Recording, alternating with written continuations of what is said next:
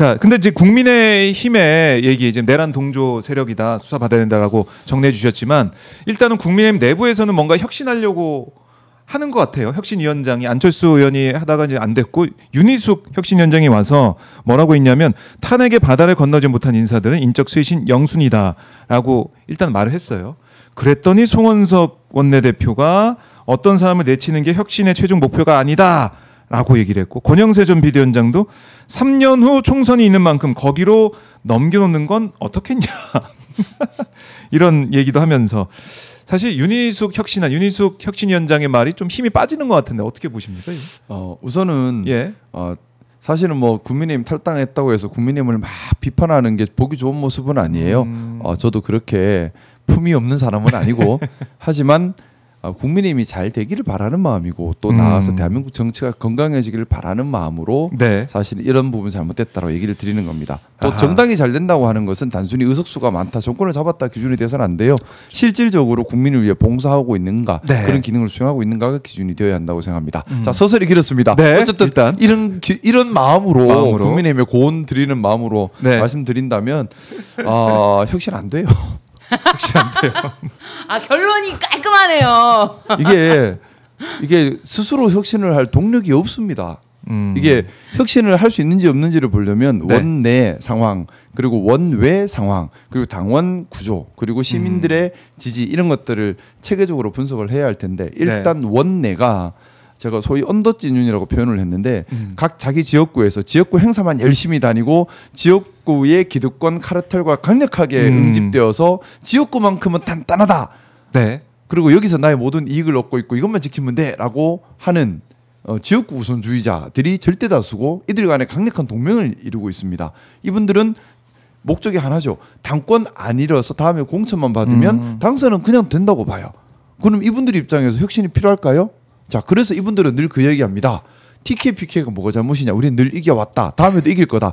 혁신의 대상은 서울 수도권이야. 너희가 빨리 길을 찾아봐. 자, 이게 국민의힘 원내 절대 다수 세력의 입장입니다. 그래서 이분들은 요즘 속 시끄럽잖아요. 그분들 입장에서 우리는 일한다고 지금 잠도 못 자고 뛰어다니지만 그분들은 한가하잖아요. 다 지역구 행사 다니고 지역구 열심히 다니시고 계세요. 다시 방학이다 하면서 배울 거 배우고 하고 싶었던 거 하면서 그리고 다음에 또 당권만 안 잃으면 돼.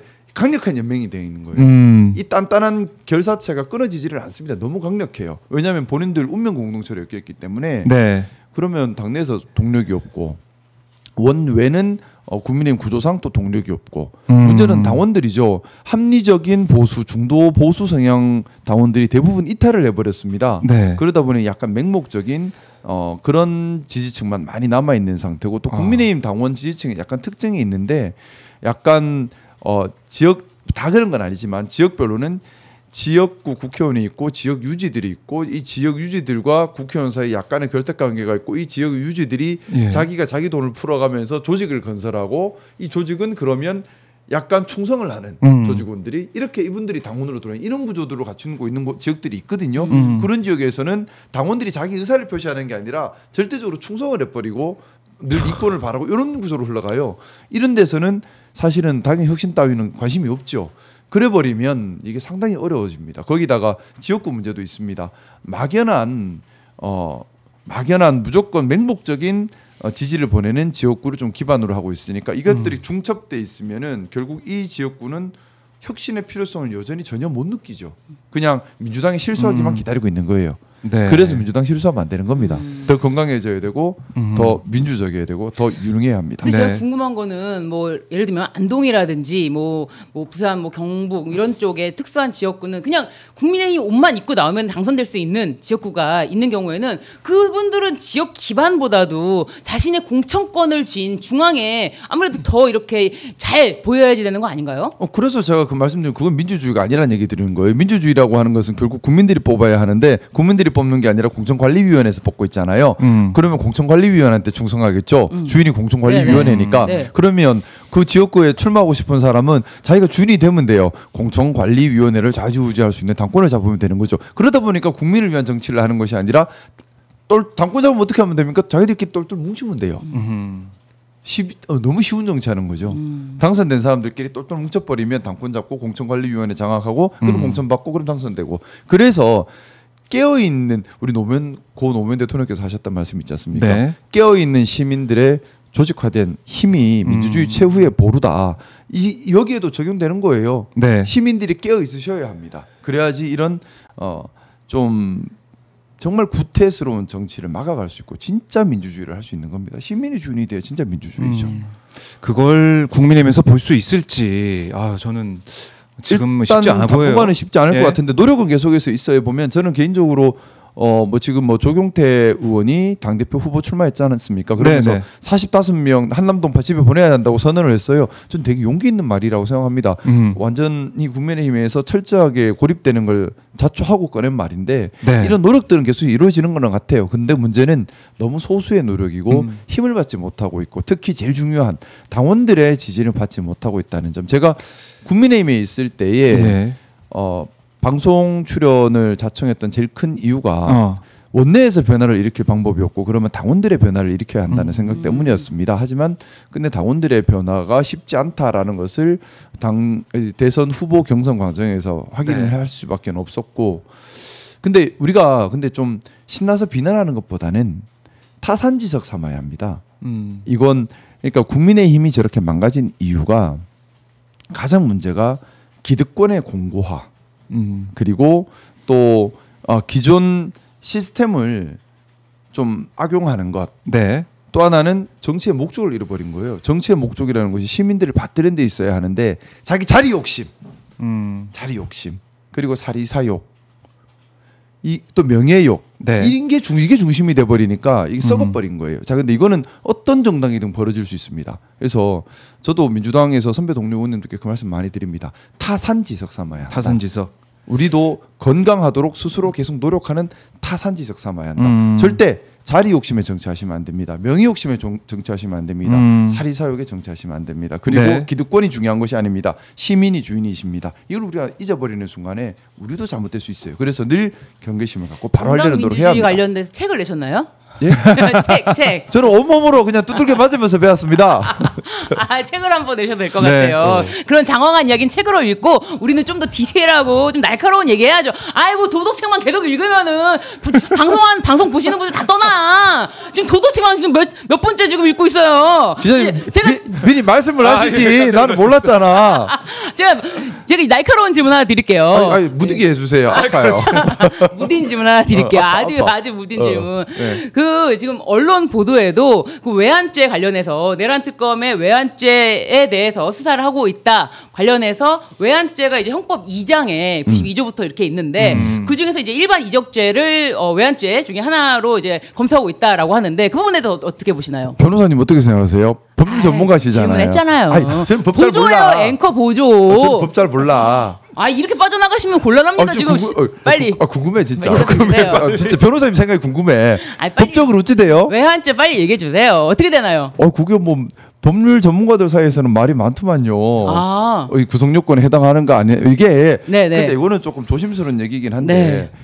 그 북한의 외국인가랑 두 번째가 이제 통모를 했는가 두 가지잖아요. 근데 제가 말씀드린 거는 99조의 일반 이적죄. 일반 이적죄로 그거는 되지. 예. 그거는 되지. 네. 나는 그거는 당연히 된다고 보고요. 외환유치는 좀 근데 외환유치 적용 자체가 근데 나 외환유치로 갔으면 좋겠는데. 아니면 그 전쟁 불법 전쟁 해시죄나 이런 거 사형 네. 이런 거. 죄송합니다. 사형으로. 아니 외환의 죄 가운데 일반 이적죄가 92조고요. 99조엔 외환 유치죄가 92조고요. 99조에는 일반 이적죄가 있지 않습니까? 그런데 일반 이적죄 적용에 대해서도 이제 똑같이 설명을 하는 경우가 저는 언론에서 많이 봤거든요. 그건 다른 네. 건데. 그러니까 이제 저는 법을 잘 몰라요. 아니 제가 봤을 때 제 어떤 견해인지 몰라도 이적죄라는 게 이제 여성분들한테 와닿지 않을 수 있어요. 근데 남성분들은 적을 이롭게 한다. 적을 이롭게 하는 일반 이적. 그렇게 생각하죠. 예. 적을 이롭게 하는 행위를 한 것. 이렇게 보니까 과연 뭐 적을 이롭게 한 것인가 무인기를 보낸 게 그렇게 생각하시는 게 있더라고요. 그런데 99조 조문에 대한민국의 군사상 이익을 해하거나 또는 적국을 이롭게 하는 행위를 한 거예요. 네. 그렇기 때문에 대한민국의 군사상 이익을 해하기만 하면 이거는 오하기 때문에 또는 이기 때문에 대한민국의 군사상 이익을 해하기만 하면은 일반 이적죄에 해당이 된다. 그렇게 여기서 어렵다.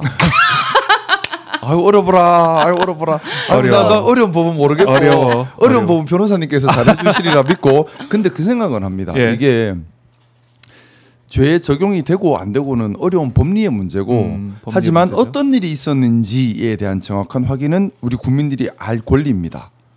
그래서 제가 어제 사실 인사청문회 할 때도 그 얘기를 꺼냈었는데 북한에 무인기 보내고 또는 전쟁을 도발하려고 했던 일에 대해서 네.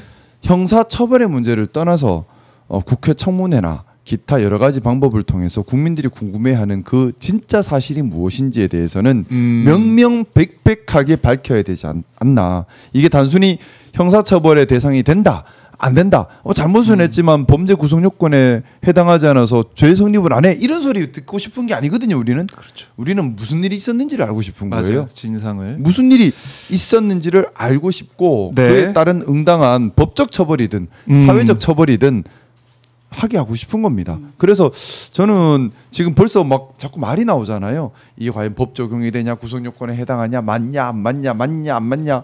이 얘기보다 이거는 앞으로 한 2년 정도는 끌 이야기죠. 이 이야기보다는 저는 좀 청문회를 통해서라도 명명백백하게 좀 밝혔으면 외환에 네. 대한 청문회가 없었잖아요. 제대로 된. 그렇죠.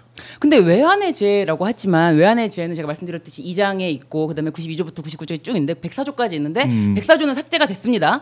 그런데 꼭 외환 유치만 외환의 죄라고 그 규정하는 넓게 그런 봐서. 거는 안 된다라는 그렇죠. 말씀이에요. 그러니까 제가 네네. 말씀드린 거는 북한에 어째 해가지고 전쟁 일으키려는 그 모든 행위에 대해서 네네. 사실관계를 묻고 답하는 청문회를 좀 했으면. 그러게요. 예. 왜냐하면 법은 너무 어려워서.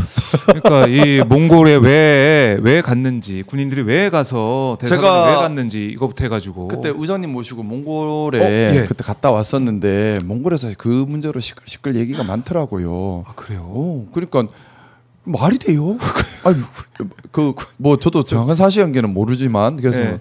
근데 뭔가 뭔가 이상하죠. 있었던 것 같아. 군인들이 왔다 갔다 하면서 그게 얼마나 참 위험한 짓이고 다 떠나서요. 무인기 가서 북한이 예민하게 반응하니까 와 잘됐다 좋다 먹히네 이게 할 말입니까? 그러니까요. 그러니까 그런 이게 진상들. 그래서 진상 규명을 해야 돼요. 네. 저는 모르겠습니다. 제일 중요한 게 국민들이 나라가 망할 뻔한 이번 일에 대해서 도대체 어떤 일이 있었는지에 대해서 정확하게 알 수 있도록 해야 한다. 그건 국민들의 알 권리 보장이라 생각합니다. 그래요. 알 권리 보장 국민들은 알고 싶다.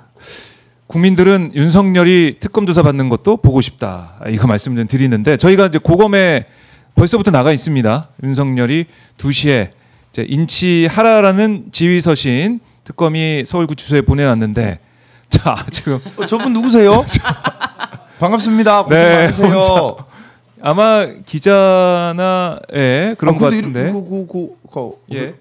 예, 저희 누군지는 모르겠어요. 저는 오마이 TV에서 보낸 줄 알았어요. 카메라만 지금 가 있어요. 카메라만 가 있구나. 카메라 좀 가 있는데 아직은 아무도 이제 보이지 않습니다. 아직 오전이기 때문에 보이지 않는데. 빨리 카메라 돌리세요. 민망하실 수 있어요. 찍는지도 모르고 예. 있는데 이렇게 하면 안 돼. 초상권을 보여주세요. 예, 보여드리겠습니다. 알아서 이제 뒤로 돌으셨네.